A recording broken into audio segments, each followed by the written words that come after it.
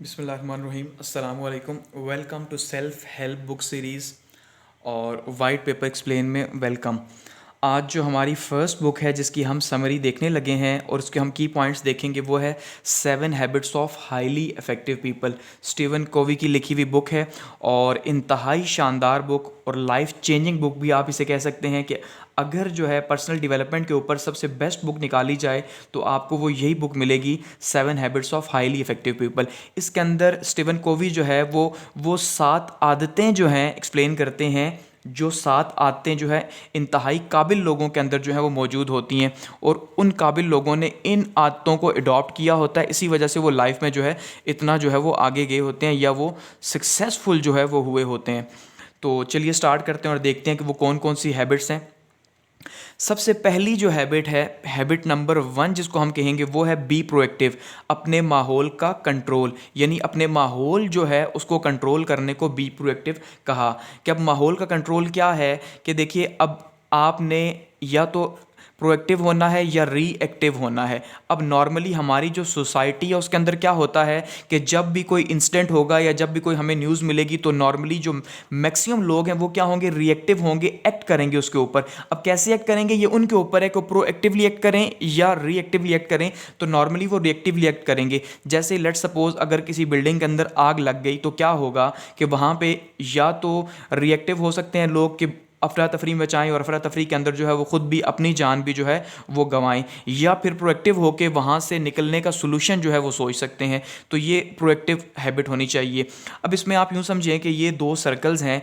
एक सर्कल जो है वो छोटा है और एक बड़ा सर्कल। अब ये जो छोटा सर्कल है इसको हमने नाम दिया द सर्कल ऑफ इन्फ्लुएंस का।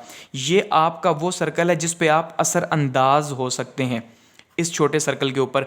और ये जो बाहर का बड़ा सर्कल है ये है सर्कल ऑफ कंसर्न, यानी कि ये जो है आप किसी ना किसी लेवल पे आपको जो है वो कंसर्न ज़रूर है, आपको असरअंदाज ज़रूर हो रहा है आपके ऊपर, लेकिन आप जो है वो इस पे कुछ भी नहीं कर सकते। अब इसकी एग्जांपल यूँ लें कि गर्मी बहुत ज़्यादा है, ये आपका कंसर्न तो है, लेकिन आप इसमें इन्फ्लुएंस क्या है कि फ़ैन जला लें, एसी जला लें, ये आपका कंसर्न है। ऐसे ही है, बिल बहुत ज़्यादा आ रहा है, ये आपका कंसर्न है।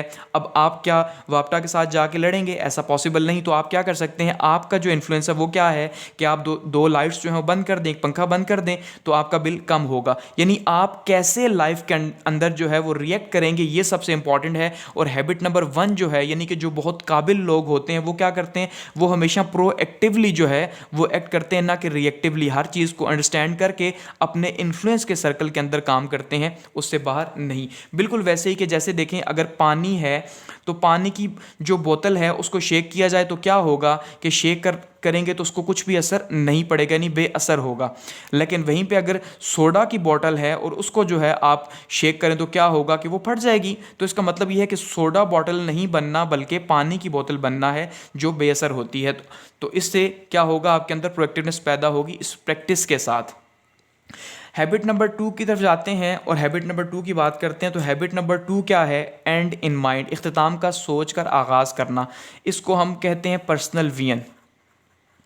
अब पर्सनल विजन क्या है, आप अगर इसको समझें तो देखिए, एक चीज़ है कि आपने कोई भी काम स्टार्ट किया तो उस काम को स्टार्ट करने से पहले आपके दिमाग में उसका इख्तिताम क्या था, कि आपने उसके इख्तिताम के बारे में क्या सोचा कि भाई इस काम को मैंने कहाँ तक लेके जाना है, कहाँ तक लेके जाना है, ये आपका इख्तिताम है। अब जब आप विजन रखेंगे, पर्सनल विजन, तो पर्सनल विजन के नतीजे के तौर पे क्या होगा कि आप पहले अपना टारगेट सेट करेंगे, उसके बाद जो है आप उसके अकॉर्डिंगली काम स्टार्ट करेंगे।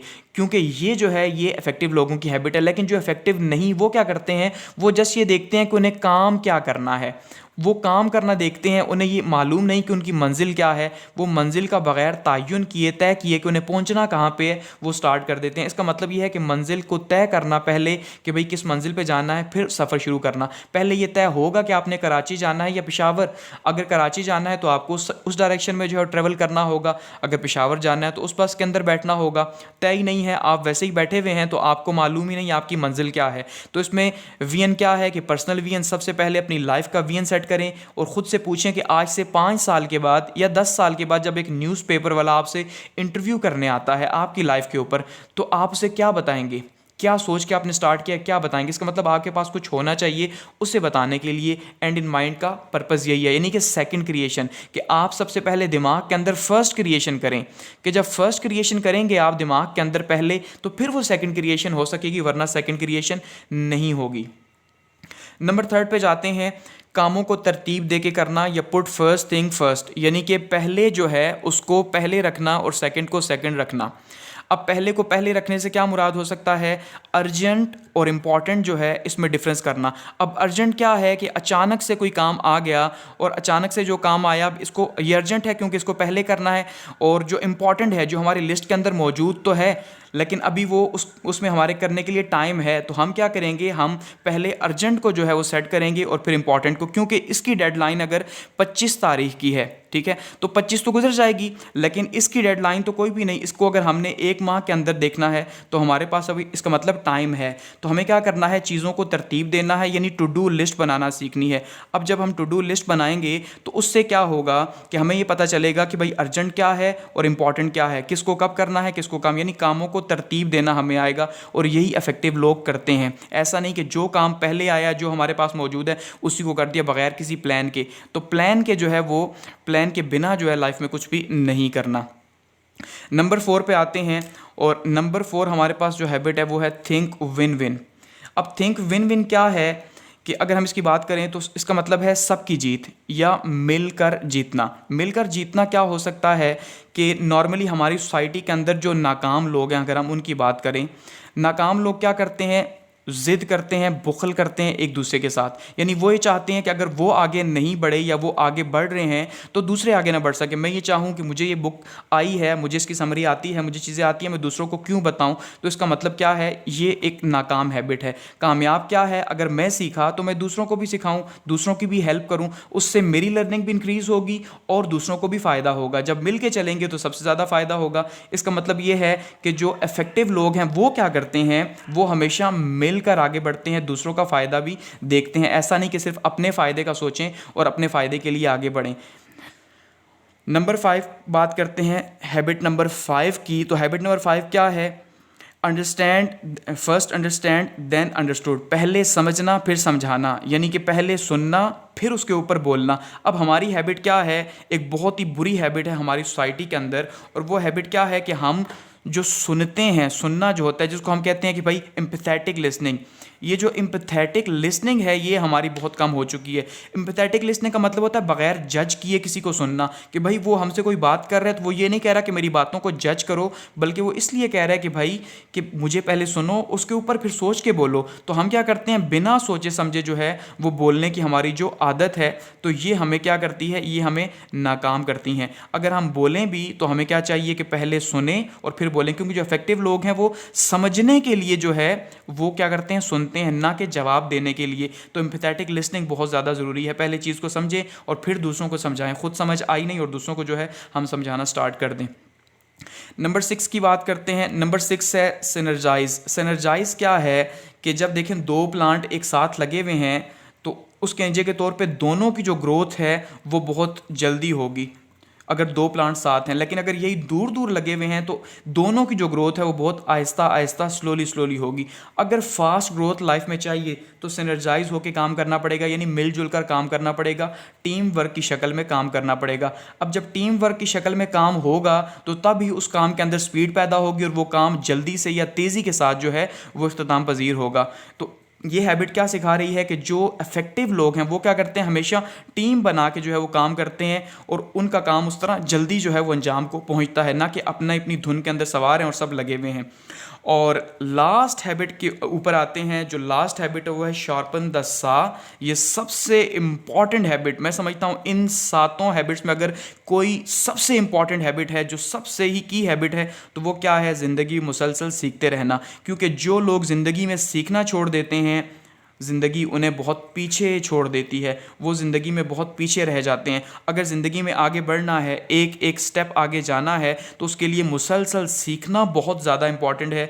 यानी अपने आरे को तेज़ रखना जो है, शार्पन द साग का क्या मतलब है, आरे को तेज़ रखना।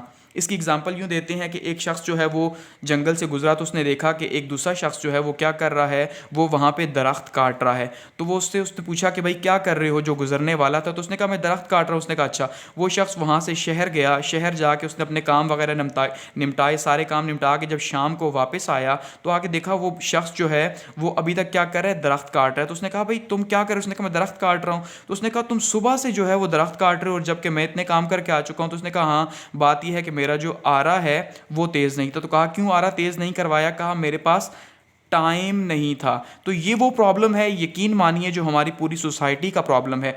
अब उसने सुबह से शाम कर दी उस काम के अंदर, उस दरख्त को काटते हुए, और उसने कहा मेरे पास टाइम नहीं था कि मैं आरा तेज़ करवा लेता, और दूसरी साइड पे जो दूसरा शख्स था वो इतने ज़्यादा काम करके आ चुका। तो इसलिए हमें ज़िंदगी मुसलसल सीखना है, अगर फास्टली ग्रो करना है तो अपने आरे को तेज़ रखना पड़ेगा। अब इसकी 3 डायमेंशंस हैं कि 3 डायमेंशंस के अंदर हमने अपनी लाइफ को बेहतर करना है। सबसे पहले स्पिरिचुअल एस्पेक्ट है, यानी रूहानी तौर पर हमने अपनी रूह को जो है वो एक्टिव रखना है। वो कैसे होगा? नमाज से होगा, वो स्पिरिचुअलिटी से होगा, वो दीन को सीखने से होगा। मेंटल है, हमें बुक्स मुसलसल पढ़नी है, सेल्फ हेल्प करनी है, इसी तरह सीखना है। जब हम सीखेंगे तो हमारी लाइफ बेहतर होगी, हमारा माइंड जो है वो बेहतर तरीके से सोच सकेगा या प्लान कर सकेगा।